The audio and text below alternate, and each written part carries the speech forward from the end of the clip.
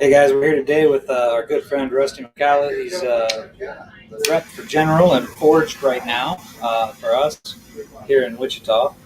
I'm on door duty, so if I take off, it's just because I got to go take care of a customer. But just here to talk to Rusty today about the world of cigars and entering the cigars. So let's get right into it, man. What got you started smoking cigars?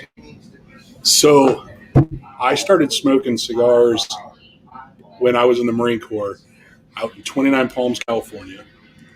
You could still smoke in a bar in California at the time. Wow. So you're old. I'm old. I was going to say, that's really old. old. So I actually worked as a bartender at this beer and wine only bar about a mile and a half off the base.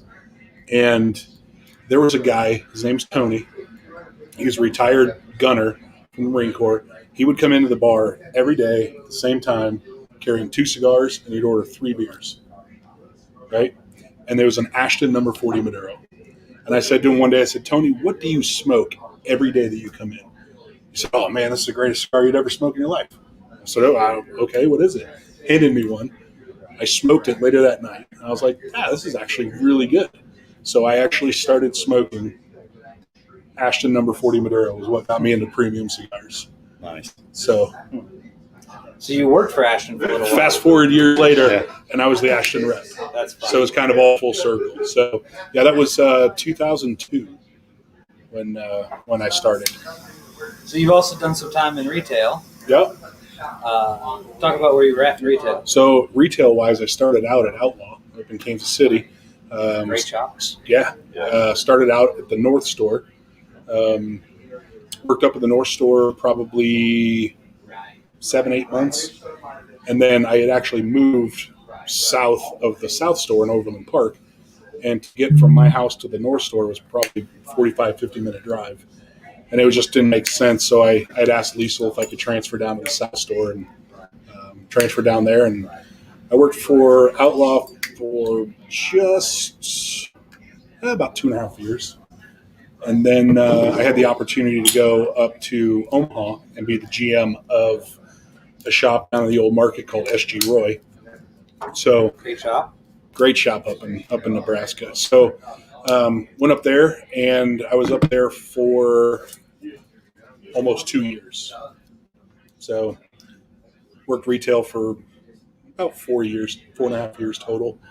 Kind of got out of the industry for a couple years, and then had the opportunity to come back as a rep. So, the job we all wanted. During your time at SG Roy, you made a cigar. We did. My old boss, Chaz, we went down to Nicaragua, went down to Esteli, and worked with Agnorsa, Casa Fernandez, and we blended a cigar called Entrada. And it was awesome working. We had the privilege to work with Arsenio Ramos, who has now passed, but I mean, just the craftsmanship and the knowledge I learned from that man is just unreal. But yeah, I got to experience the whole thing: the fields, the factories, the blending room. You're smoking 19 cigars in a day to try to get to it. Some are an inch, some are 4 inches, some are the entire stick, just to find out, no, that wasn't right. That wasn't it. We landed on our blend after about 3 days of blending. It's pretty good. Yeah. So we kind of had an idea of what we were after going down. So we had done some of our homework about the tobaccos that come out of the Casa Fernandez. So we smoked, a lot of Illusion. We smoked a lot of the Agnorsa leaf. So we did some research and kind of came up with a profile that we were really after. And so we kind of had an idea of what we wanted. And so when we got down there, they had a couple blends already put together off of what we had suggested, and just kind of tweaking and starting and pulling and this and that. And, so I've got a great Arsenio Ramos story. Yeah. I was down in Houston visiting some friends. They had a big event over at Stogie's when Ray Lesero? That's his first name. Lesero. Anyways, the guy that owns Stogie's had a big event, and hung out with those guys for the weekend with some other friends and everything. But the first night, I'd seen Paul Palmer, and Paul's like, "Hey man, what are you doing?" I'm I'm just hanging out, man. He's like, it's good to see you and everything. Paul's great. Love Paul. And I look over and I see this old man that's sitting at a wooden bench. It's a wooden bench about for me to hand to you over there. And I just look over there and I'm like, I'm going to go talk to this guy. And I had an idea who he was, but I wasn't 100% sure because it's not like a photograph. Yeah, he wasn't a face. So I sit down and I said, hey, man, how are you? And he looks over at me and he doesn't really speak much English. He smiles and says, ¿Qué onda? ¿Está bien? And he's like, oh, you speak Spanish. So we ended up having a 40-minute conversation with my very broken Spanish. But he introduced himself and I'm like, oh, I know exactly who you are. I'm very excited to meet you. And we talked a lot about just kind of life stuff and tobacco as well as I could with my broken Spanish. But at the end of it, he stops me as I get up. I'm like, hey, man, I got to run. I got to go talk to a guy real quick. And he grabs my hand. He's like, hey, wait. Thank you for talking with me in English. And I was like, oh my God, this is the coolest thing ever. Yeah. He was such a cool guy, man. Just a really, really interesting and impressive guy. So it was probably an experience that I'll never forget. I mean, the whole thing was just amazing. But the second night we were in Nicaragua, Eduardo Fernandez has what they call a Cuban house in Esteli, and that's where Arsenio lived. That's where his son lived. I can't remember the plant or the farm manager, Jacinto, I think is his name. Right. But all the Jacinto. Cuban, Jacinto, yeah. But all the Cuban guys lived in this house that was paid for by Eduardo Fernandez, the owner, right?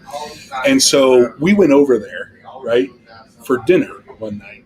And it was traditional, like Cuban food and plenty of rum and cigars and conversation. And Eduardo was our translator, basically, right?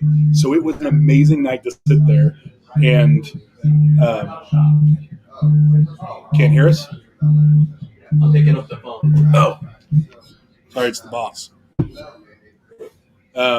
So my boss is calling. Too bad. So we're sitting there and just listening to all these old stories that Arsenio's telling and Jacinto's telling and Eduardo's telling stories, and not knowing Spanish at all, but Eduardo translating. I mean, we got good, like, belly hurt laughs. I mean, they were just, it was a night that I'll never forget. Just hanging out in this house with a bunch of just the legends from the industry. It was amazing. Do they have one of those moments where he said something in Spanish and he stops and he asks him in Spanish and they talk back and forth for a second and he's like, and then this happened? Yes, plenty of those.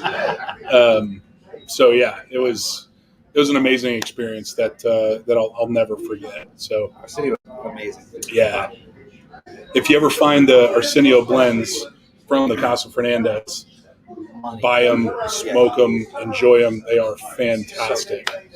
So I forgot all about that cigar. right? Yeah. So when I took over the shop in Nebraska, right? That cigar. So I took over in 2012. That cigar came out in 2010, and they were 10-count boxes, right? And I used to smoke the hell out of them when I was at Outlaw because it was a fantastic stick. It was a Robusto. Comes in at about $7, Yeah, right? They weren't terribly No. expensive. And they were So I get up to Nebraska, and the first thing I do is an inventory because I want to know what I have in my unit. And I'm pulling backstock boxes out from the wall underneath the shelves, and there is a box of Arsenio Maduros that had fallen straight up. And I cut it open, and I was like, I've never seen this band before, right? Like, it wasn't the same band of the Arsenios that I was used to smoking, right? So I took a picture, and I sent it to Ryan Poehler. He was my rep. And I said, Ryan, what's this? He was like, oh, that's the original release band from when we first put it out in 2010. I was like, mine, bought the whole box, right? I mean, it was like, I wish I would have kept one or two just to have, but obviously smoked them all pretty good. Way too good not to smoke. So, but when you started back into the industry, you were with Ashton. That was an experience of itself. Absolutely. If we're going to be talking about people that we miss, I mean, we can't not talk about Manny. Absolutely. I mean, the man. I've never been motherfucker and cocksucker so many times at once, dressed in a suit and tie, Right? with 80 other people, than having dinner with Manny?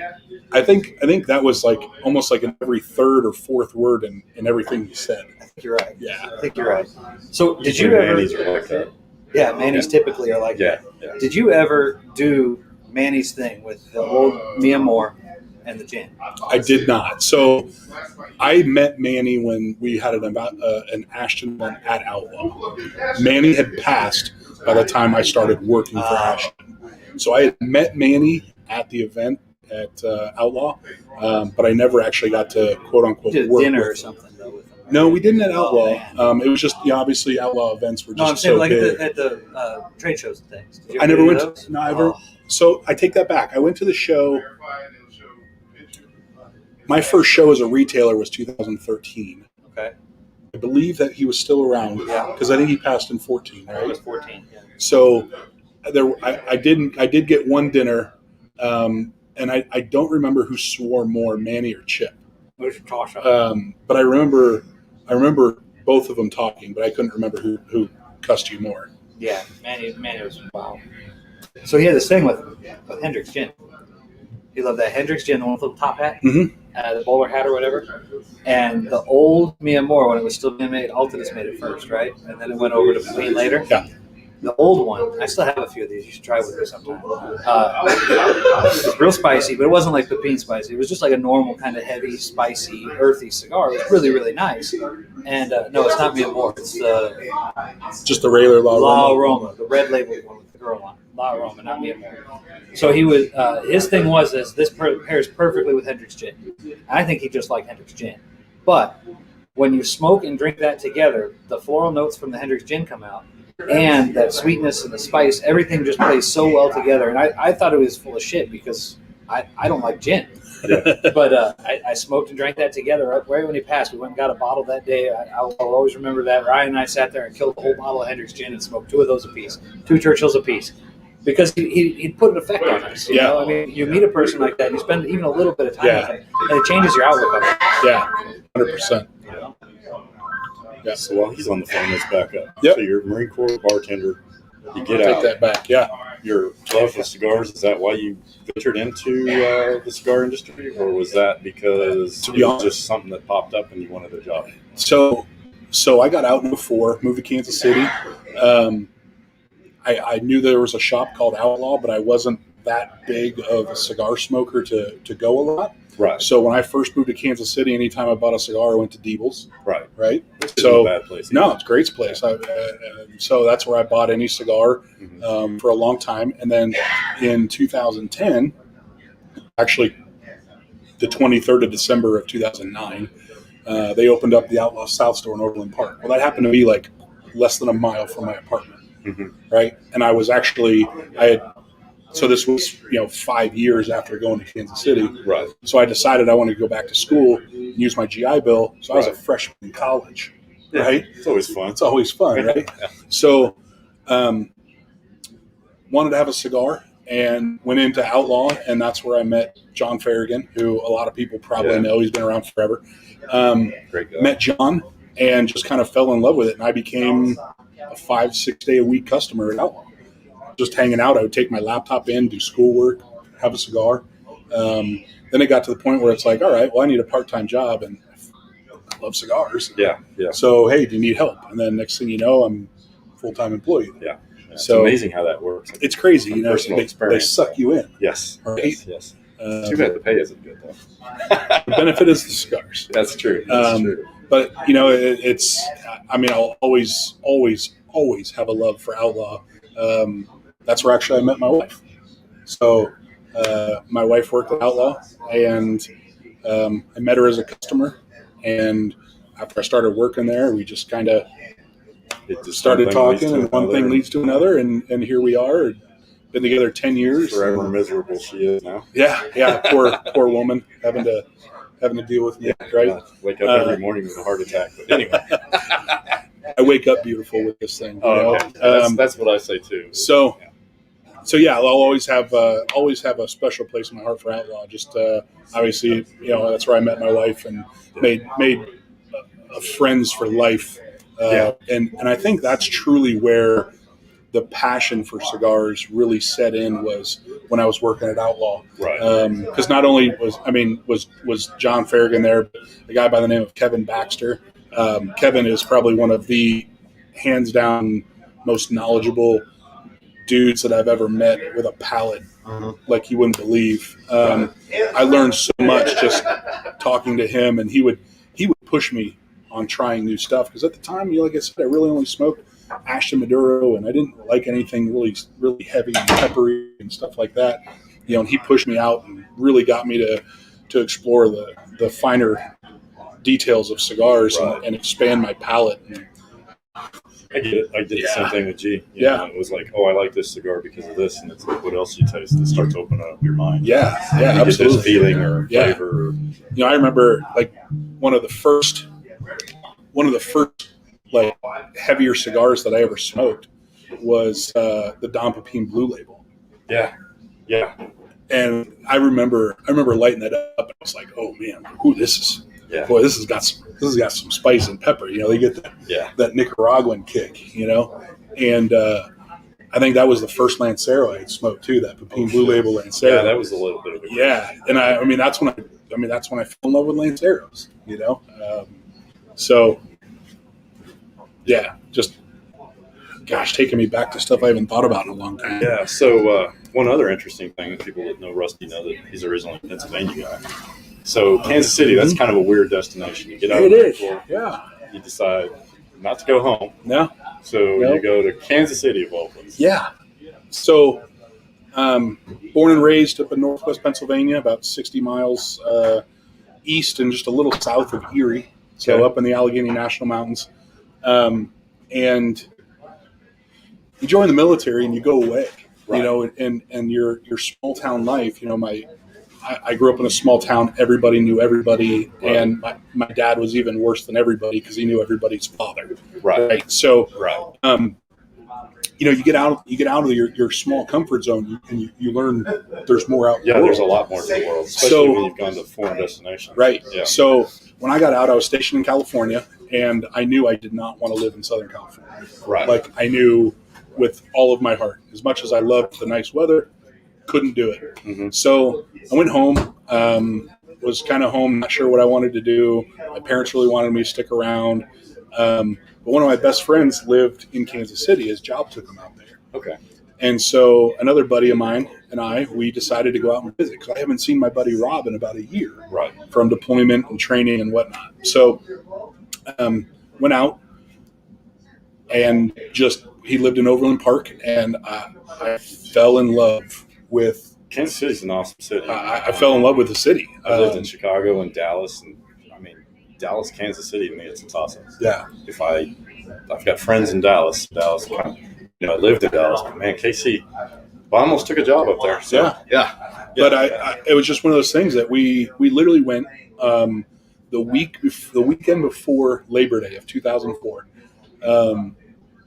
Got out there on a Thursday and decided let's check out the city.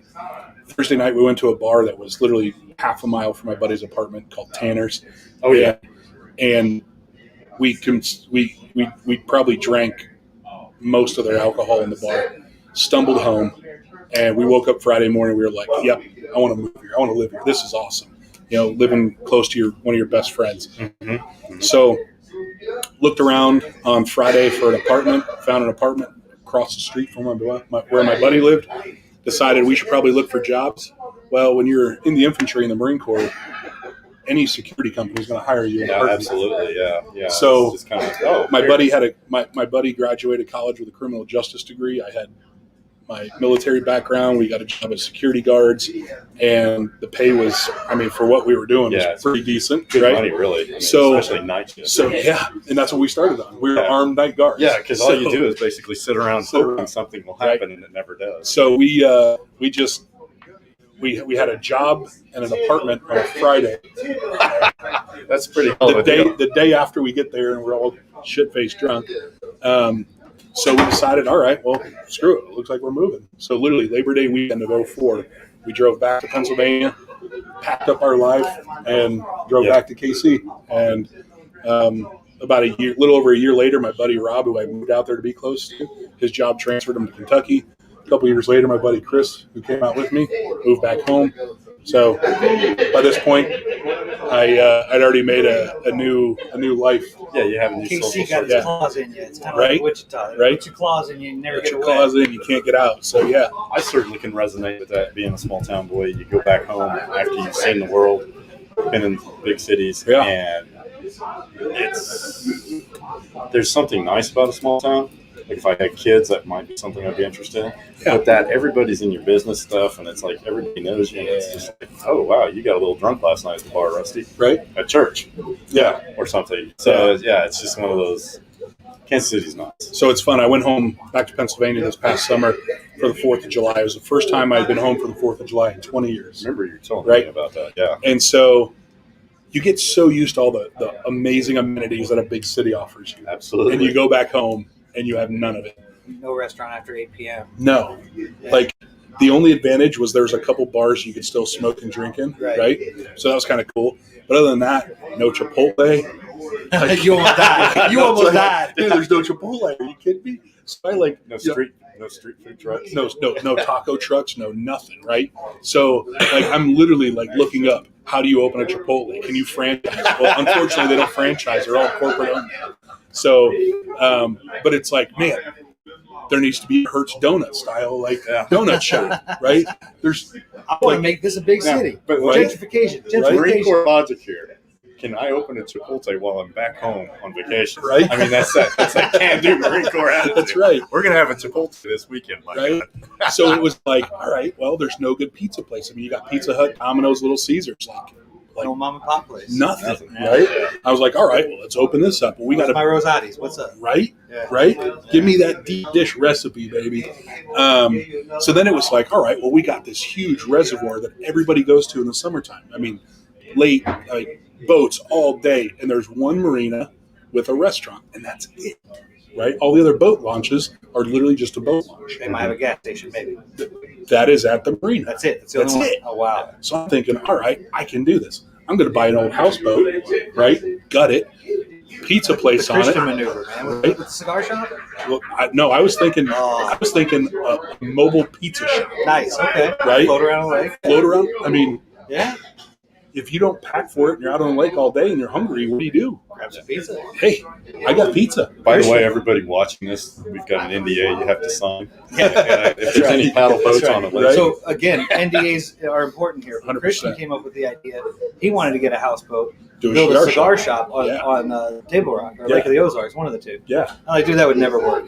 He's like, oh no, it totally worked. I'm like, you burn the boat to the ground the first day. It would literally be at the bottom of the ocean, bottom of the lake by the end of the first day. So- Somebody would set the whole thing on fire. so it's funny. When I was at Outlaw, John Ferrier and I, we talked about that, right? We wanted to do it.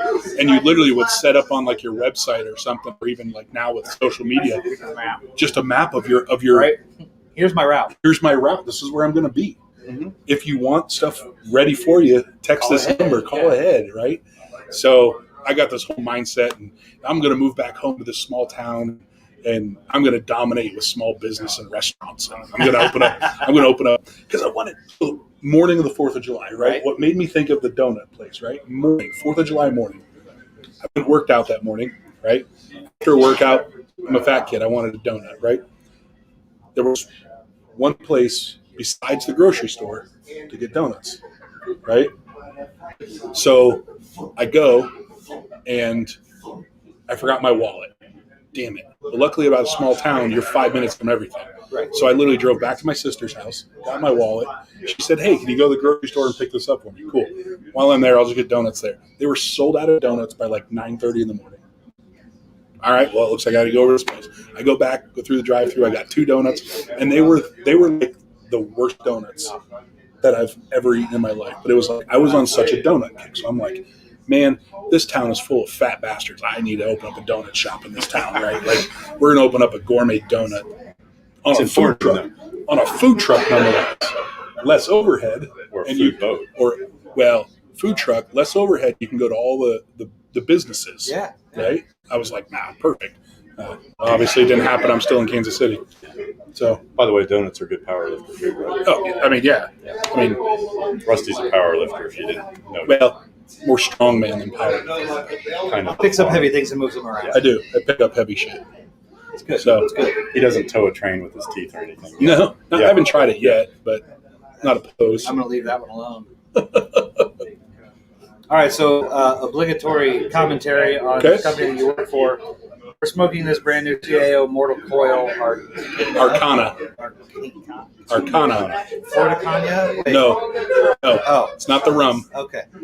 Arcana. It's using Andulo tobacco, and it's pretty damn tasty. Yeah. So it's got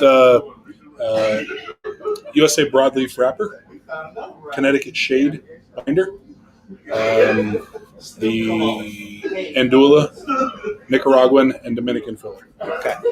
That's as wrapper binder filler as we're going to get. That's all we're And gonna I just get. want to say hi about that because it's Yeah. tasty. It's good. Hey, Cold draw on this is fascinating. yeah, it is very interesting. Figgy, chocolate cherry, what licorice. Yeah. Almost anise, yeah. Yeah. It's a limited edition. So, I mean, you can see it's a spiraled Yes. cigar band, Yes. and you can undo it all as one. It's a nice Straight. long straight. Yeah. But What?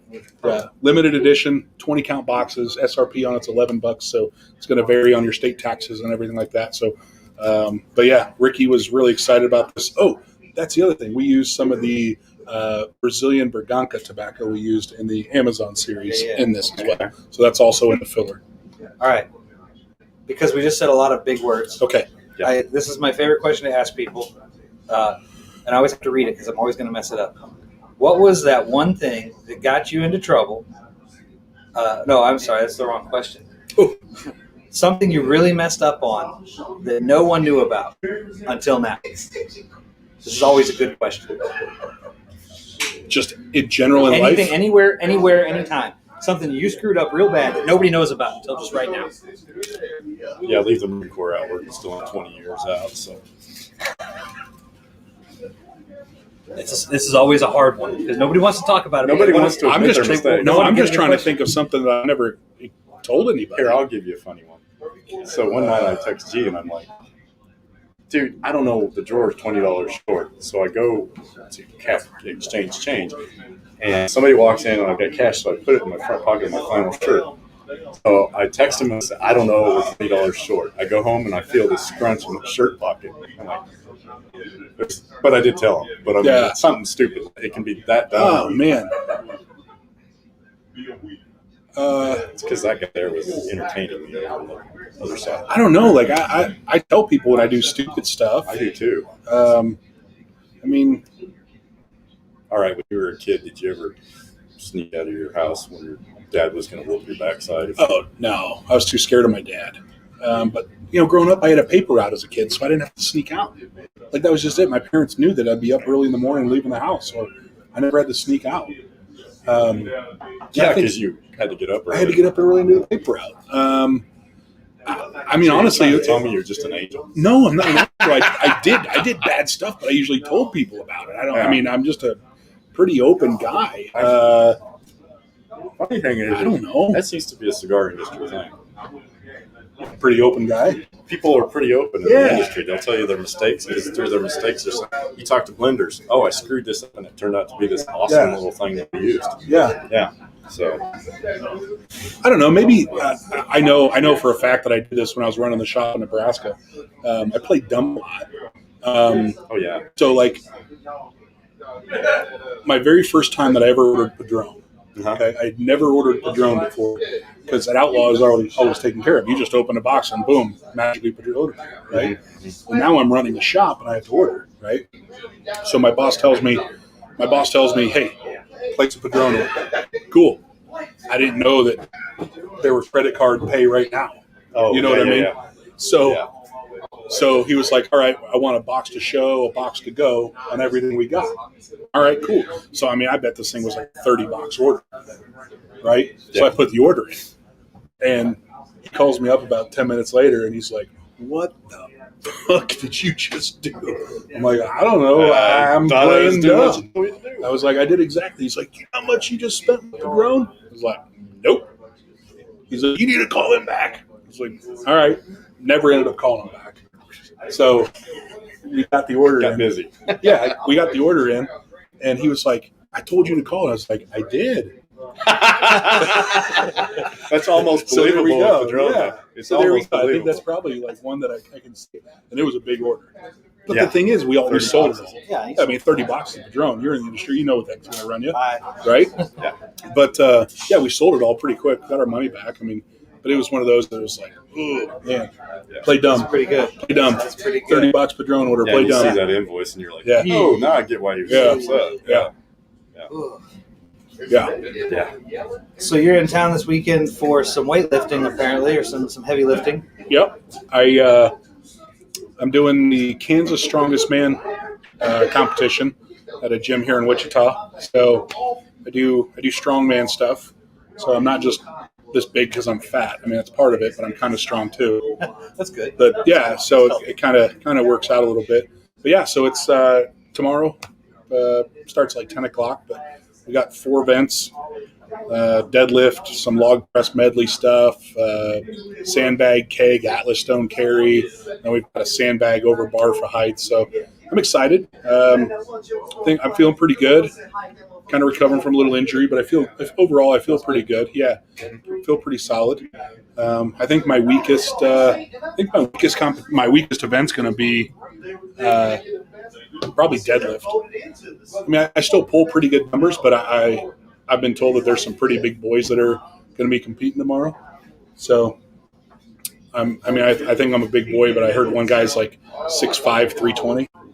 So he's a pretty good sized guy. Pretty good sized guy. So we'll see if my low center of gravity, not having to pick the weight up super far, is an advantage for me That's tomorrow. a bonus. So yeah, but We're going to find out. yeah, we will find out in a little over 12 hours. All right. All right. But yeah, So the cigar industry has been a fun thing for you. What else did you do besides the Marines? You had that little gap in between cigaring. yeah. So Kind of hit on that. Actually. yeah, we touched on it a little bit, but Sorry, I was in and out. no, you're That's all right, good. you're good. I went to college as a 29-year-old, as a freshman. God, that had to be great. It was fun. Yeah. No, it had to be great. Yeah. Come on. No, to be honest with you, it was frustrating at times too because I'm Oh, 29. yeah. I'm 29. I've been through more stuff than most people will in their entire lives, right? And now I'm in a classroom with 18-year-old kids, right? I have And no perspective that on life. have zero perspective on life, and I mean, it was difficult at times. It was fun. They looked up to me as like this cool guy, so I kind of had the cool freshman guy look, It but didn't happen at 36 when I went back. No. Just for the record. just for the record. They just looked at me as the old guy that didn't know anything. Yeah. So went to college. I worked for a sporting goods store, Shields. So I was the rifle and handgun manager for a while, and then It doesn't surprise me either. I got rid of the handgun aspect, and I was the rifle and optics manager for a while. So I sold guns for a couple of years. That's what I did right before I became a cigar rep. So yeah, I've done a little bit of everything. I sold cars for a while. I worked at a credit union for a while. I framed houses for a while. Yeah. Selling cars, man, you learn a lot about it. I mean, it's the best job ever because you learn a lot of neat things. Yeah. And you get stressed out because you'll spend 2 hours with a guy that Then he can't make up walks. his mind that really wasn't going to buy the car anyway, Yeah. but wanted to see if he could get a good deal to tell all his friends. And so the thing when I was selling cars was the internet was young, right? Oh, yeah. So there was no Kelley Blue Book or anything like that. You know what I mean?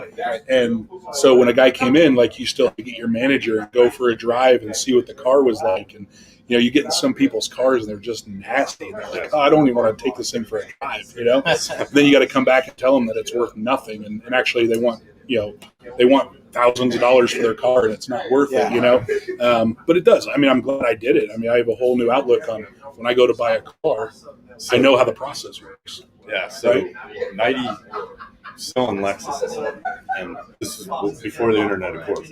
So I got this guy who wants to buy a 1990 Mercedes 560 SEC, the coupe. Comes in, we got the price on the car. I can't remember how much it was. We're in the negotiating thing. Get him in the Four box, square? do the whole. Yeah. This guy reaches into his pocket, pulls out a NATO book, and it was the dealer NATO book. And the look on my face, I think I dropped my pen. Because I'd never seen that. I was like, holy cow, this guy's like prepared. So I go into my manager's office. He goes, how's that going? I go, I'm fired. And he goes, why? And he pulled out an 8 of them. He goes, what color was it? He was like, yellow. He goes, so he walks back in there and he's like, so he's talking to the guy. He goes, well, those are based on region, gives him the whole spiel. And the guy goes, I used to be a manager at a Mercedes dealer, and I know this car's worth that much money. And I look at the guy, he looks at me, and he's like, he gives me that, we're fucked look. Yeah, I guess we're selling this. Yeah, one. I guess we're selling this one, and I guess you and I are splitting $5 a piece. Yeah. I think the best was I had this old guy come in one day, and he gets out of his car, and in the front pocket of his shirt, the old farmer dude, he's got his checkbook. Oh, yeah. Not only does he have the checkbook, but he has a title to his car. Yeah. Right? And my manager comes up. He's like, all right, you're his grandson. I was like, what? He's like, go be his grandson. I was like, all right. So we take a look at their car. I mean, it was an old Buick, but it was, it was perfect. Right? It was an old couple, right? So drove the car, showed them a couple of new things. They found one they liked, and we go on a test drive, right? And I was like, all right, here's the keys, And he's like, no, would you mind driving us? Him and his wife. And I was like, you don't want to drive this car? He's like, no. He's like, I just want to see how it rides. Like, okay. So we go on the normal test drive. We come back around, and we park, and he gets out. I was like, so what'd you think? He's like, it rides really nice. He's like, all right, well, let's go look at some numbers. He's like, what are you asking for it? And I told him. He's like, all right, cool. Like, no haggling. Yeah. And I was like, wait a tick. Am I getting pumped? Like, what's going on, right? Yeah. And so we sit down, do the numbers. He doesn't haggle us on our price for his car. Doesn't haggle us on our price for this. They were happy. We were happy. I was really happy. Yeah. Right? I go walking into my manager's office. He's like doing this. And I was like, what are you doing? He's like, you just clubbed a baby seal. I was like, I don't even know what that means, but okay. That's evil. It was evil. But I mean, hey, they were happy. So, yeah, learned a lot of good stuff. Had fun. Before we get off this, one of the things you do learn selling cars, never pre-qualify people. No. So I sold Lexuses in the Kansas City metro area. At the time, one of the bigger dealers in the area. Had a guy that is related to a very well-known Kansas City family that may own a franchise or two. Came in, and he looked like a freaking hobo. So I'm like, this guy's just wasting my time. Somebody goes, well, you do realize who that is? That his dad owns XYZ sports team. And I'm like, really? Sure as hell it was. Yeah. And so, I learned a valuable lesson that day. Just because a guy looks like a bum. Well, bums got money too. I mean, that's the way it was. I was selling trucks in a farmland.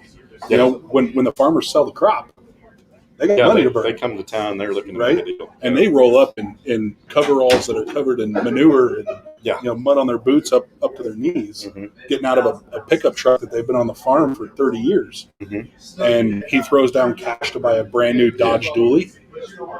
Okay. Yeah. So, don't judge people by their looks, folks. The guy came in and he Opuses, General Products, Cohibas, Padron. I get all these boxes down. The guy's wearing blue jeans, flannel shirt, kind of a scrappy flannel shirt. I won't mention his name either. Wichita guy. $3,000. There's no way in hell. This guy pulls out money and he's got 5 racks on it.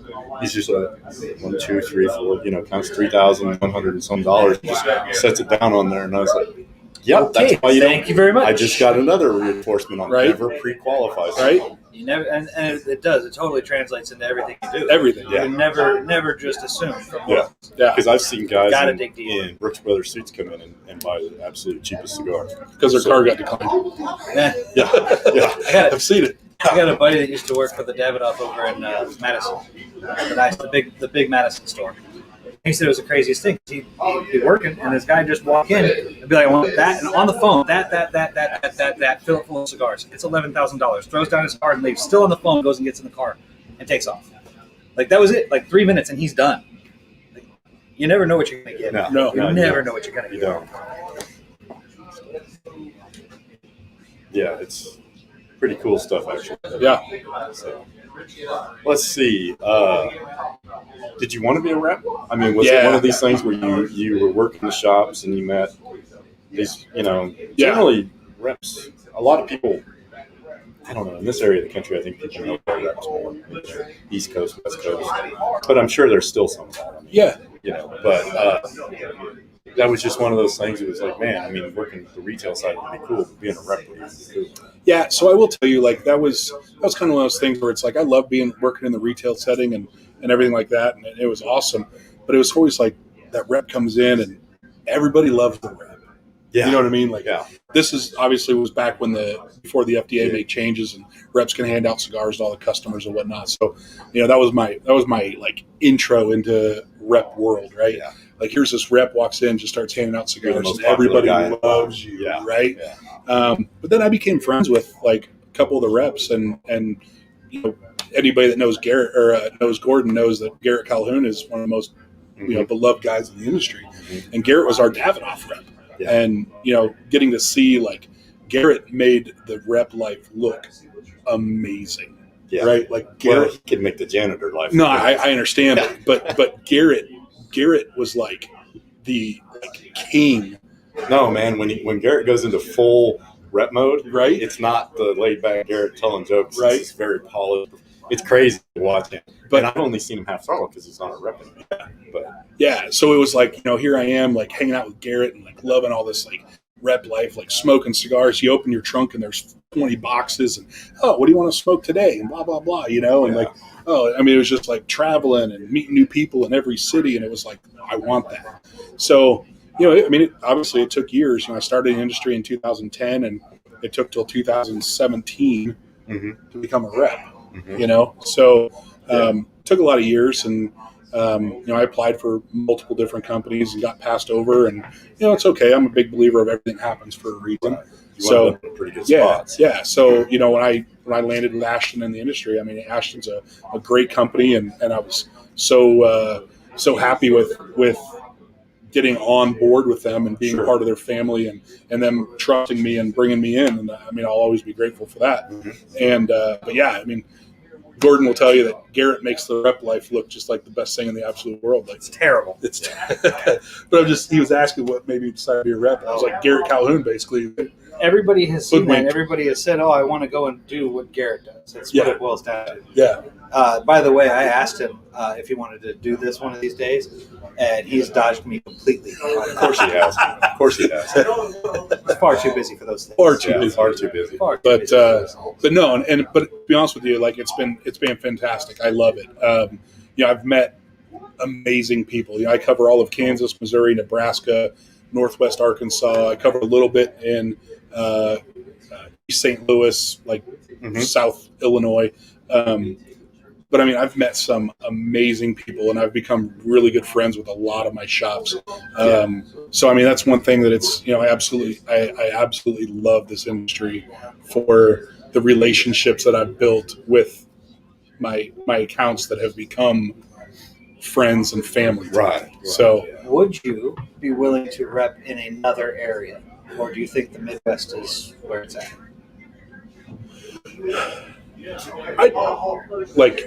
Would I move? Yeah. Would you work in a different territory? I would. Yeah. Yeah. It would be different. It would be different. I think the Midwest is different than everywhere else. I still think here in the Midwest we are still a very much handshake business. You get into like California and Texas and not saying that you guys aren't, if you're watching, I'm not saying you guys are handshake businesses, but you guys are just so much bigger, right? And you kind of have to have a little more of that professional, like by the book stuff because you're so big, right?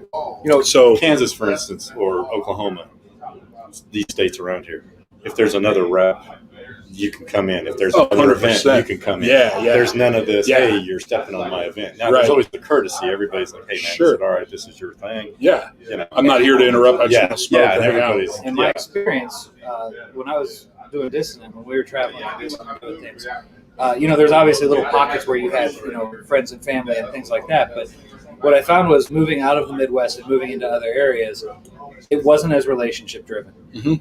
Everything here is so relationship driven. It's so 100%. Yeah. It's so much that kind of a thing. And when we go out to the East Coast, it was we're still very surprised to have a relationship of any kind.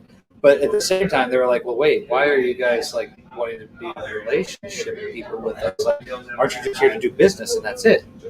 And that's kind of the difference. I think it's been very interesting. Yeah. Shit. Speaking of Hertz Donuts, right? Donuts. When I trained with Ashton, I trained up in the north or up in the New England area, right? And so Yeah. when That had to be a riot too. it was You're the fun, donut guy right now. and so when I was traveling with the rep at the time, we were at a shop, and as we left the shop, 2 other reps showed up at the shop at the same time, and these guys Hated each other. Yeah. like hated each other. So we literally sat there in the car and we were like, "Oh, watch this," right? And it's just so weird because at Outlaw and at SG Roy, I'd have multiple reps in the shop at the same time, and they get along. Yeah. And they like love each other, right? Like the Oliva rep here in town, Joe Voss, like Oh yeah. fucking love Joe Voss, Yeah. right? And Jonathan Before Joe. Vandenberg, and like he's not the rep up here anymore, but AV, like I mean, I love the kid, I love the guy, like And before George moved to general, Yeah, he was our yeah, leader rep. I mean, yeah. that's a great guy. George, Yeah. I mean, so the reps in the Midwest, I think for the most part, I think we all get along and help each other out. Tyler from CLE who just walked by. I mean, it's a lot of cool cats in this business. I don't really know him much. Well, you get a chance to know. Yeah, He's so a great guy. but yeah, I mean, is he out of Texas? No, he's actually their logistics manager, I think. Oh, so I have met him. He's from Florida, right? Yeah, he's the guy from Miami. Okay, yeah, Yeah. I met him at Weston Tobacco Festival. Yeah, yeah. Or no, Whiskey Fest. The whiskey. Whiskey Fest. The whiskey. Yeah, so I met him there. Yeah. Yeah. So, but yeah, I mean, I'm supportive of everything in the industry. Well, Like, you have to. You like- got to smoke everybody's stuff Yeah. to know how your stuff Yeah. stacks up against. you guys have the CLE event tonight, right? Right. So, I mean, I hope you guys kill it. I hope you sell, 100 boxes. Right. I mean, it'd be fantastic Yeah. because Tell you when- what, if we when- sell 100 boxes, we're gonna have a hell of a time after you're waiting. right?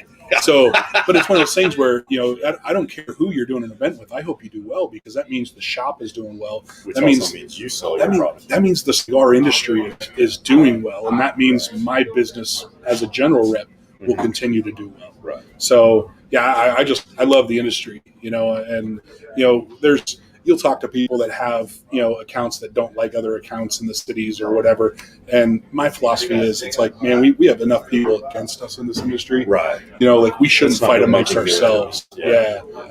You're gonna so have people, and you're know gonna this. have it. Yeah, absolutely, you're gonna have it. But I mean, I don't think we need to have it. I mean, it's There's some interesting personalities in this oh industry. man, 100%, I mean, yeah. 100%. Even in Wichita, there's some interesting. And I will tell you, that's probably one of the hardest things about being a rep is knowing the personality of the shop you're going into, Mhm. right? And then having to switch gears going into your next shop, Right. right? Because here you can just be laid back, rusty. It doesn't have to be Right? polished. And I'm not saying that I have to be polished at any other When he shop. comes but- in, he's polished, by the way. Hey, Just I in mean, case I'm- Sean and Rick and a few other guys are watching. But Rusty can be Rusty. Yeah, And Rusty, you're kind of a face of the brand in some ways in this region. I mean, yeah. I mean, people here definitely know me as the general rep. right. You know, that you're the Macanundo guy, the Punch guy, the Yep. Cohiba guy. yeah. So I've done, and the big CAO. thing is, Wichita is a great market for cigars alone, but a really great market for general. Yeah. Cohiba, CAO, and Macanudo do really well in Wichita, Yes, they do. and so we've done multiple events with Rick down here with CAO. We've done some with Sean with Cohiba. Got one coming up. Yeah, we got one coming up in March with Sean doing a dinner, but. That's just it. Like when people when people see me in a shop, they're like, "Oh yeah, you're with General. You do this and this." So yeah, I'm kind of I am the face of General in the Midwest area. Which So is the crazy thing about Wichita too, and I think you can probably expound on this more. It's an odd market. You got a lot of shops, a lot of large shops for a city And that's they- 500,000. for a city that's 500,000 to have the number of big shops Right. We have 4 big shops. that do the 5. business that Wichita does in the cigar industry is amazing. Yeah, it is. Because It's amazing. we roughly have the same number of shops Kansas City does. Yeah. I mean, there's smaller segment, and Wichita has some smaller shops, but there's 4 main shops in Kansas City. Yeah. Outlaw, Diebold, and the other one downtown. You've got La Fidel's. Couture downtown. You've La got Couture, Fidel's. that's the new one. Yeah. So you got 5, But you've got Weston. They're just outside of Kansas City limits. You've got Yeah. Weston. But I mean, there's 5 or 6 big accounts in Kansas City. Kansas City's $1.8 million in the Something metro. like that. Yeah. I mean, yeah. So Yeah. 3 times the size of Wichita easily. Yeah. Yeah. But I'm telling you, for the size of Wichita, the number of shops you guys have, and the fact that everybody is doing good business is amazing. I love it. I mean, Yeah, because we don't have 5 small shops. We have 5 shops that have inventory on hand. Yeah. Which is interesting. Yeah. Yeah. Because, I mean, some of our competitors have different segments of the Cohiba line. Uh-huh. We carry pretty much everything you offer in general. However, there's some shops that are more into the tubos and that kind of stuff. Yeah. And Everybody's got their niche. yeah, they find Right. what works for their shop and they Yeah. go with it. So, yeah.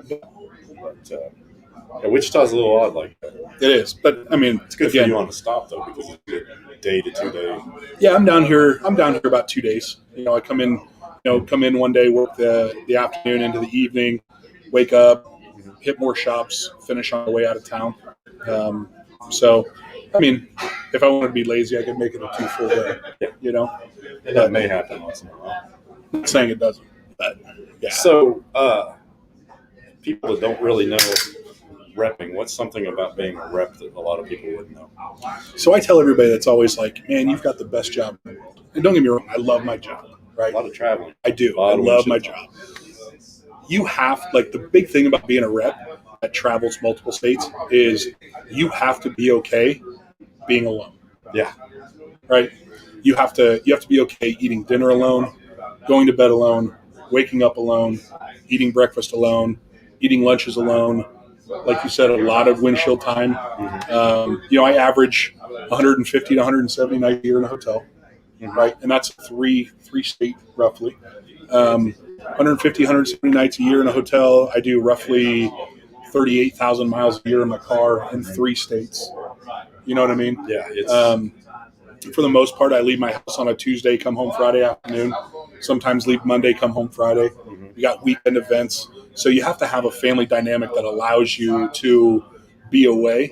I'm so thankful my wife is awesome, supportive, knows that this is my dream job, and she's cool with it. I mean, we have dogs at home, and she handles the house while I'm gone, and never gives me that I wish you were home more. well, You know what I mean? yeah. So, but the nice thing about General is only having the 3 state territory, I am home more. I was with Ashton, I had 7 states, and that's a lot. That was a lot of driving. You were I was, all the way to the Dakota. yeah, I was Minnesota, Dakotas, all the way down to Oklahoma. One state for 1 shop or 2 shops. Yeah. Right. So, I was definitely on the road more. And I'm not going to, I'll be 100% honest. I mean, it was tough on us for a little while, I mean, at first it was cool. Like every Friday was like seeing you, seeing that person, after a week missing, you It's love like it. dating again. But then it's like Monday morning, it's like, well, I'll see you Friday. You know what I mean? Yeah. So it's tough. So that's why I tell everybody that's like, oh, I would love to be a rep. I'm like, look, are you good with being alone? Can you sit in a hotel room Yeah. and still do Are paperwork? you securing At that 10 to go to a o'clock. restaurant, have people look at you and go, why are you there by yourself? Right. Which Yeah. I don't really give a crap. I don't care either. But some people do. Yeah, some people don't wanna be- cannot eat Yeah. alone. I mean, Yeah. And and here's something a lot of people don't think about, but because you powerlifting, you got to get good sleep, Yeah. and it's hard to find gyms. Yeah. I mean, to carry a life on where you're training. Yeah.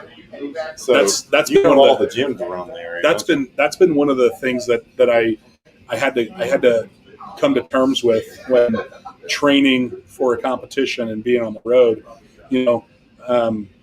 I figure I can get Saturday, Sunday, Monday, and Tuesday morning in my home gym. Right? I can give my body a rest Wednesday, Thursday, Friday mornings. Okay. So when I'm in training mode and traveling mode, that's kind of my training schedule is Saturday, Sunday, Monday, Tuesday morning, and I'm gone. Yeah. But I have found that when I'm here in Wichita, the place that's holding the competition, Top Crop, when I'm in town, I go work out there. Yeah. There's a gym right behind my shop in Fayetteville, Arkansas. It's an amazing gym, and it's super cool. It's like $10 for a day pass. Yeah. Right. This gym is amazing. So when I'm in Arkansas, I've got a gym. Yep. Right. And I know there's Wichita, gyms. you got a gym. Yeah, I'm in Wichita. I got a gym. I know there's amazing gyms around St. Louis, but it's when I'm in St. Louis, I'm so busy because it's my biggest market that I don't want to say I don't have time for it because that's a dumb But excuse. it's such a big market. You're so focused on Yeah. the market, serving Yeah. your customers. You know, like last week when I was out there, I left my hotel at 9 a.m. and I got home at 10:30 that night. Jeez. I got back to the hotel. Wow. So it was just an all-day thing. So it's like, well, could I wake up tomorrow morning and go to the gym? I could if I want to. Not necessarily. 'Cause I'm tired. You know what I mean? So it's just, I do get those break weeks and whatnot. Yeah. So So now we got a guest host, he wanted to be on. He wanted Yeah, to be he on. wanted to be you on know, there. So Mr. Jason Easley. Well, thank you guys. Appreciate that. So What's going on? Jason used to manage a shop here in Wichita Yep. back in the day. Back in the day, back in the day, still enjoying the cigar scene. Oh yeah. yeah. Still come and enjoy an occasional stick here and there. What are you smoking on? Right now, I'm smoking a Prometheus out of Fire Series B Maduro. Okay. It's It's been a hot minute since I've smoked Prometheus. This This is our particular best God of customer. Fire is one of my go-tos. It has the Maduro calms it down so much. It has a really sweet taste to it. And Okay. It's just something that mixed in with certain cognacs tastes really good to me. So today happens to be one of those days. Just as good as any, right? That's That's right. So you guys were talking about working out? Yeah. Yeah. What you guys talking about? Kind of a gym rat too, Jason. Well, Just traveling. I'm like, retired gym rat, but I'm getting back in the game. Just we're all retired from our prime gym days, except for Rusty. well, Right. I don't know. Now Rusty is still slinging up barrels I'm somewhere trying. Yeah. Yeah. Tomorrow. tomorrow. Many 100-pound keg is it that you got to 200. 200-pound keg over a 52-inch bar. Wow. Yeah.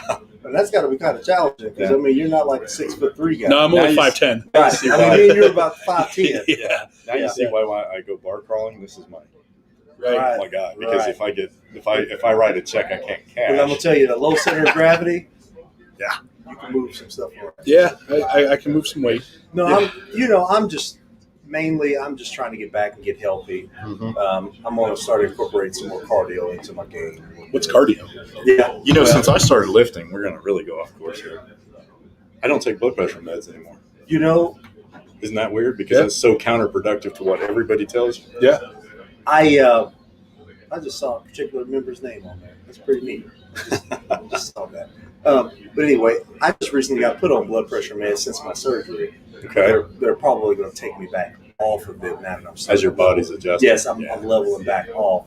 But I've adjusted when you say what's cardio. Well, I've incorporated, since I'm not young anymore, everyone gets used to a set of 12 to 15, 10 to 12, 6 to 8. Well, I'm doing some really, really intense stuff. Okay. Heavy weights and a lot of repetitions. And when I can't go anymore, I just lighten the weight up just a hair. But I still, if I'm doing 200 reps on lats, I'm doing 200 reps on lats, right side, left side, etc. I might, on dumbbells, I might start off with 80s and might hit 50 and have to go to 60s and then have to go to 40s, but I'm still burning out. I So I'm can't still count in that. muscle. So I'm still in muscle failure Right. at that point, So, Yeah. So for all the normal people out here, but it gets me down in fatigue. It gets that heart rate up. So Yeah. it actually acts as cardio as well. Oh yeah. No. I don't know when you're doing it that I way. don't take breaks between sets. I go Right. from one thing Yeah, to another. you to hit- another. Superset it all. Yeah. Yeah.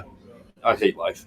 There's Some days. actually studies that says that that's actually better than doing your jogging or doing your walking. Yeah. You know, It is. And Yeah, I stuff used like to that. do some pretty crazy running back in the day. Yeah, well, I actually ran in college and in high school and stuff like that, and I used to be a distance runner. But those days are done. My knees tell me they're done. What was the longest run you ever did?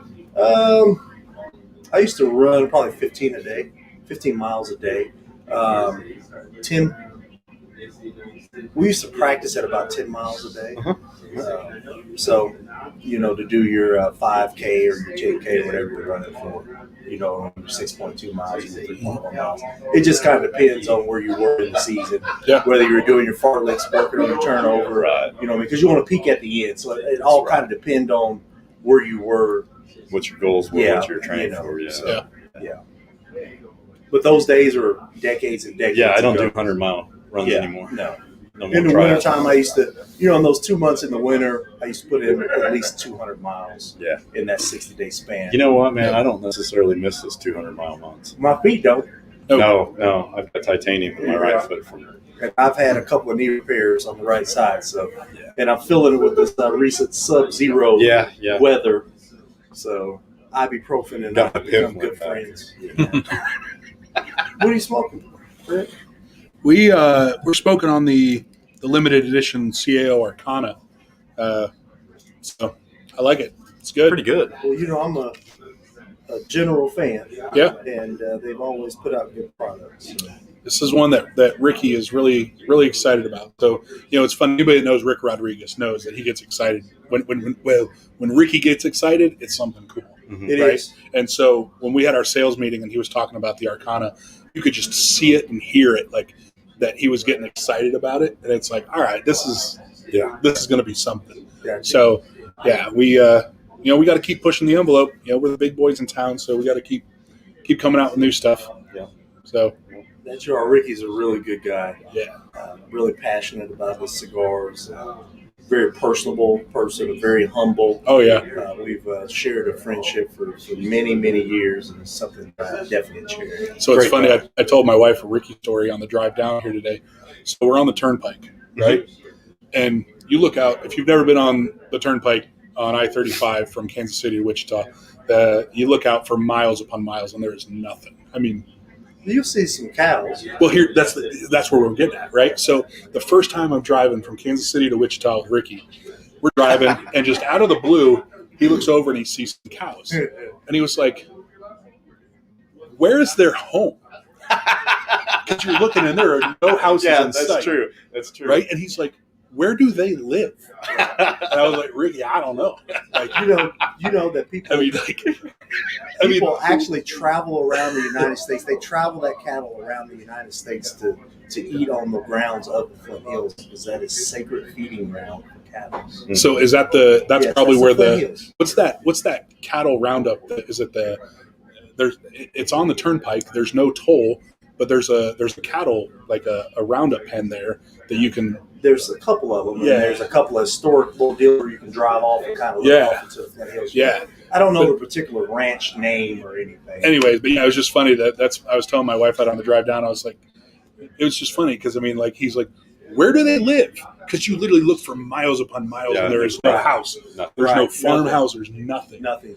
And it's like, man, can you imagine like having to check this fence line and like, But I will your tell day you, there are trips some houses out there. somewhere. And there's some nice houses There's and some ranches grand over there. houses out there. Yeah. Yes. somewhere. And I'll tell you that people drop that cattle off just to graze that land. That's crazy. I did not know that. Yes, that is actually a historical land Huh. for cattle. Yeah. Flint Hills. That's cool. Yeah. Where Well, do they- but Rick's a Florida guy, so I mean, Yeah. he's used Right. to Yeah. city on city on. Yeah, he's in Tampa. That's palm tree on City. palm tree, Right. nice Yeah. weather, a little rain. Yeah, he's a Tampa man. Hurricane every once in a while. Right. Well, he's a Tampa guy, so he doesn't get hurricanes. No, he Well, they probably blow was. He's a across. little bit Just inland, drop. It was funny. No, and I can hear Rick saying that too. Like, where do they live? I think there was a bro in there too. If you know Ricky, there's a bro in there. somewhere. Bro. Bro, where do they live, bro? I love you, Ricky. Bro. Yeah, Uh, it was funny. yeah. Well, So, shows you how his level of thinking is. well, yeah, you don't think about it. Yeah. So, we take that for granted. If We're you used to Yeah. don't see it, right. it's what we're used to. Yeah, Beef is what we're used to. yeah, yeah. So where seafood is what he's used to right. out there on on the coast. So Yeah. That's normal for him and that's normal for us. Yeah. So yeah, general, they've had a little bit of a change. Yeah, we're Structuring. going a little change. It all got announced the end of January. We took a couple of our brands and we actually formed a new cigar company called the Forge Cigar Company. And we took some of our brands and shifted them over. So the general portfolio is now less the Partagas brands, the La Gloria brands, Diesel brands, Boulevard Cofrida, El Rico Habano, El Rey de Mundo, Chillin' Moose. I think that's it right now. I think. Yeah. So we kind of they've got their own sales team, sales force now. They're kind of just starting to get the wheels spinning. They're starting to get out. The rep for this territory has been hired. It's still kind of secret squirrel. They haven't told me who it is yet. He's supposed to be on board. I think either next week or the first week of March. So you guys will have a new rep for the Forged. I'm still around for General for all CAO, Macanudo, Punch, Cohiba, Hoyt de Monterey, La Estrella, Odyssey. Heck, there's more stuff in there. Lean Pipe Tobacco, Peter Stokeby, Peterson. Some of that stuff too. But yeah, no, we're just it needed to happen. Those brands have the opportunity to really grow. But I think they just always lived under the shadow of the big four, Cohiba, Macanudo, Punch, and CAO, that they never really got the chance to grow and get to potential. And now they do. They're the staples of the new Forged Cigar Company. They've got the opportunity to grow. I've done a lot of work in the last couple of years, really growing Diesel in the territory. La Gloria is making a good comeback. The Boulevard Cofrida last year, I told people from the get-go that for the money, that cigar was going to be the best cigar General released last year, and I still stand to it. So I think the Spanish press is so good. Man. The Spanish press is fantastic. But I think the groundwork is laid, and I think the Forge team is they're ready to go. Once the new guy comes in, I've done a lot of work to get everybody excited about those brands. That he should have a good transition. Keep smoking it. They're fantastic cigars. Who doesn't love Partagas and La Gloria? You know what I mean? But yeah, no, it's going to do great. What that also does for General is it allows me to come in and not have a price list.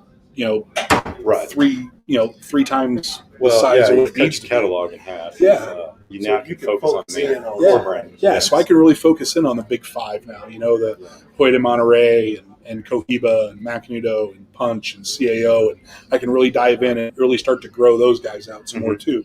So we're obviously going to have new products coming out. It's General. We do it every year. We bring out new stuff every year. So we're going to really focus. Yeah, this limited edition I've always Arcana. liked about General. They've always brought out new stuff every year at your trade show. So they throw some stuff out there and a lot of it sticks. So I can say it because it's already out there, but if you guys remember a couple of years ago, we did the CAO Zocalo. It was a limited edition. That's coming out as a full line production now. So it uses San Andreas, Mexican San Andreas wrapper leaf. So it's going to be part of the World Series. Okay. So right in line with the Brazilian, the Colombia, and the Italia, and America, and Nicaragua. So it's another line in that. So that comes out in March. So pretty excited about that. There's I can't say much about it yet because there hasn't been a press release, but there's a new limited edition Cohiba coming out next month that I'm really excited to get to try. So yeah, we've got some really good news coming. I'm excited. It allows me to, like I said, really focus in. We did that Zoom with Sean that night, and he was very coy about that. But Yeah. he said, just keep your eyes open. Yeah. Yep. So I'm excited for it to come out because it's going to have a really awesome backstory to it. So if you've been in the industry a long time and about the factory that we're going to be rolling with, and the fact that the cigar can claim that it's where it's made. It's going to add a lot of depth and intrigue, interest to.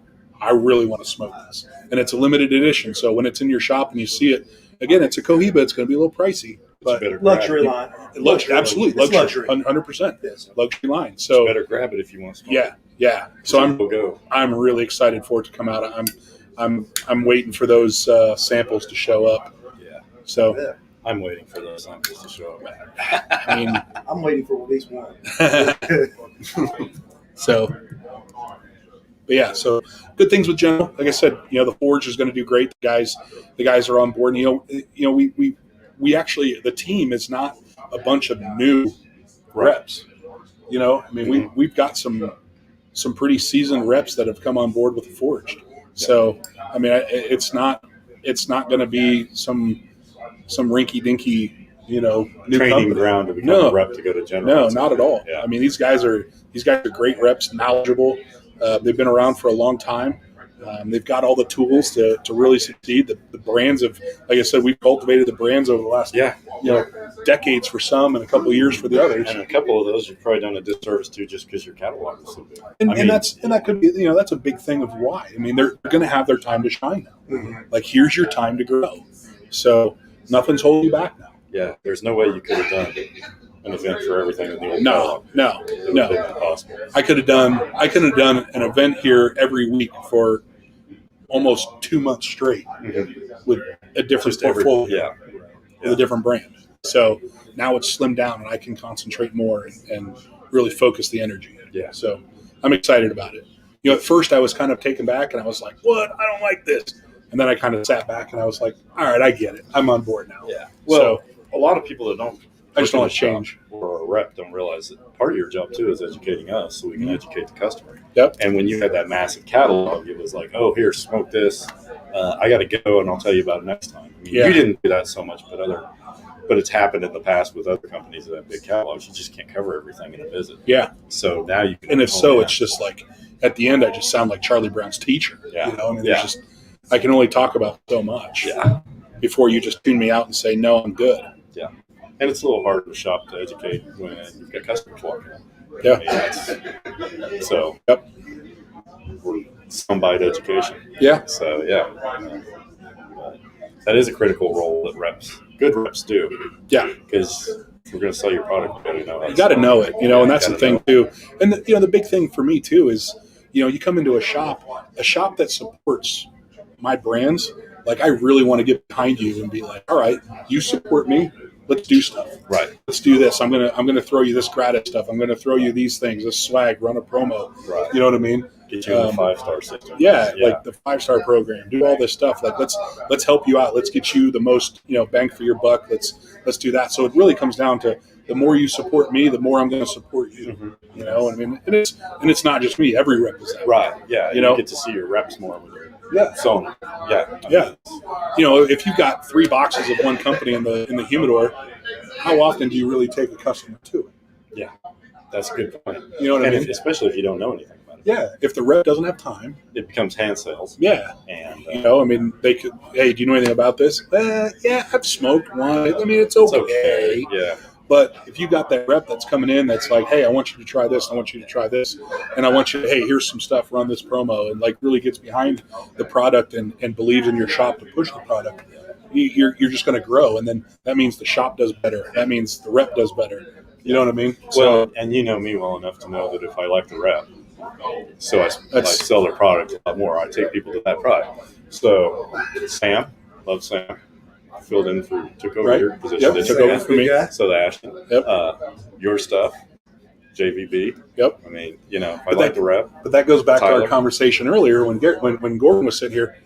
We are still such a relationship-based business. But if I like a guy, I want you to do well, so I'm going to try to help you do well. Right? But that's because the balance, relationship we spread have. the love out. Yeah. Right. So, and again, that's the thing. You know, with where Wichita is, you get a lot of reps that still come up from Texas. Right? Quite a few. You get reps that come down from KC. Quite a few. Right? Tyler's from Miami. Yeah. You know what I mean? So Wichita, it's weird because not a lot of those Texas reps come all the way up to Kansas. That's true. Right? That's true. So in fact, we're losing now. Yeah. Texas is such a huge market. Such a big market. Huge market. But it's one of those things where Wichita is like a big melting pot for reps, you know, because I'll run into reps here that I don't see anywhere else in the territory because they don't go anywhere else. Right. This is as far north as they go. So, yeah. So Wichita, I mean, going back to the whole population, the number of shops, just the culture of the cigar industry here in Wichita. Wichita is such a unique city when it comes to the entire industry as far as shops, the number of people, the reps that hit this stuff. I mean, it's awesome. I mean, you have the old manager and then Jason, those guys did a lot along with G on building the culture. Building the culture. And you got Nabil downtown. Yeah. Well, Nabil doesn't do anything with General. I know, but still, he's an important figurehead. Oh, yeah. As far as the industry in the city. Yeah. But we've got a lot of passionate people. Uh-huh. Yeah. Before you took over from Joe, I mean, Joe was the man over there. Joe was there. Yeah. Joe was. And then you took over and followed on where he was. Yeah. And Had a good G teacher. was doing his thing. And So we were 5-star for many years. Yep. So it's kind of weird. I think that's part of the culture here, though, is you've got some established people in the industry. Yeah. Continue to training people. General has always, in my opinion, brought the right representation down. They mix well with the culture here in Kansas and in Wichita. And one thing I'll tell people about the Kansas market, it's actually bigger than what people think. Yeah. There are a lot of cigar shops, not only in Wichita and in Kansas City. And in Wichita used to have some of the largest cigar shop customers because we had like 5 or 6 shops in a city the size of 500,000 or 600,000 people. To where you take Kansas, Missouri metropolitan area, and you had that same amount of shops. But Wichita is a smaller area when you exclude the metropolitan of Missouri. Yes. Out of it. So per capita, Wichita is actually a larger market in Kansas than what most people think. Yeah. General was always a staple in my humidor. So I used to have what I call the wall of General. Yeah, it's still there. Still there. It's still there. And I'm glad that it's still there. That means Me too. that Joe done his part, and I done my part. Camille's keeping it going. Camille's keeping it going. Yep. That's the good. Yep. Guys, I appreciate you guys having me on for absolutely. a brief minute. Good It was talking. definitely a great time. Thank you guys. Enjoy yourself. Thanks. All right, so we can go off script. Hey. You want to talk about No. the burning issues in the cigar man, industry? No. Nothing that I don't want to get in trouble. Oh, I don't want you to get in trouble. No. That's half the battle. No. I mean, again, I go back and my time in the industry, off and on now for, almost 11 years. It's been amazing. So I'm just thankful for, guys like you guys. I mean, having come down here, like, having a place that when I do come, like, every time I come here, it's never a 20-minute hour visit. No, I mean, I'm here an hour and a half. Usually it's okay. I'm going to come do business, and then if I can wrap everything up, I'll be back. Well, Grab that or something I to try eat to or- make you guys one of my last stops when I come Right. down, because I'll get my business done out of the way, Yeah. and then it's just let's How many talk boy times have stuff. we gone out? And, Yeah, not in this drinking, but just hang out. yeah, no, absolutely, dinner and morts and drinks and cigars and everything. Yeah, absolutely. But I just want to thank you guys, man. This is awesome.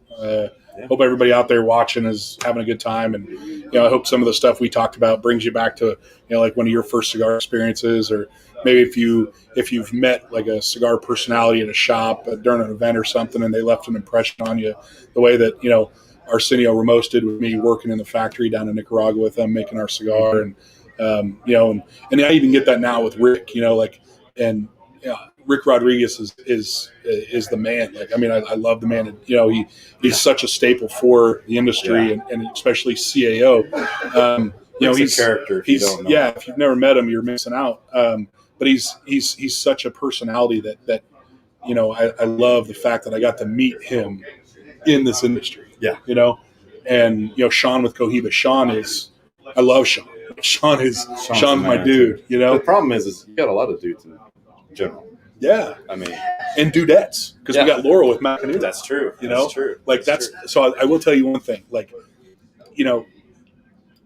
women in the cigar industry are a force to be reckoned with, and I say that because there's some cigar reps. We have one that works for General, that Carolee Martin. If you don't know Carolee, like Carolee knows her shit. Yeah, and she will tell you, and she has no regrets on telling you, and I love it. Absolutely love it. Right. But like, again, I go back. I met my wife in the industry. She worked at Outlaw. I was a customer. I started working. That's where we met. Right. Now we go to Laurel. Laurel is an ambassador for Macanudo. Right. So when I first started working for General and I told people that I was going to have my Macanudo ambassador Laurel with me, I got looks like, you're bringing a chick into the cigar shop. Like they had this like this idea that women aren't knowledgeable enough about cigars, right? Not so in my world. Not at all, around here. not at all, There's a lot right? of women that can Laurel- school you if you're not Laurel- careful. Is one of the smartest women in the industry that I've ever met. She has a palate that she can blend. She can talk to you about the cigars. She's been there. She's worked in retail. She worked a shop up in Wisconsin. I mean, she's been there. I love going into shops and seeing women smokers. I love going into shops and see women employees. I love shops that are female owned. I've got multiple female owned shops and I absolutely love them. Yeah. Right. But women in the industry is one of the best things for this industry. Right. Women in shops is the best thing for the industry. Yes. It's amazing the number of women that will ask, women smoke cigars? Yes. Yeah. Yes. Yeah. And there's women smoke cigarettes too. I mean, those are nasty cigars. Smoke something plastic. Right. Yeah. Right. So yeah, just shout out to all the women that are in the industry. If Stay you in the smoke industry. cigars, stay. We need Get your you. friends in this. We need you. We need you. And be badass women. So, but yeah. So again, just thank you guys. I really appreciate all the support that Auburn does, and Gordon and Troy and Todd. You know, you guys support General, and I can't thank you guys enough. Yep. We thank you. So appreciate it. So All right. Well, that went pretty good. that was good. So, what is it? Sunday night, we're going to, Joel Reeser with Black Label will be joining us. Nice. Hopefully, no technical difficulties, which could be. But Maybe Joel, they don't. Maybe they Joel don't would be love a you good enough one. to come do it in person. Wink. No, Joel would be up here. He was fighting to have an event with us. So Yeah, he's another good dude in the industry. Joel's got great stories too. I'm sure. Yeah, so it ought to be entertaining. So, Good deal. all righty. Well, I guess we call it a wrap. Sounds good.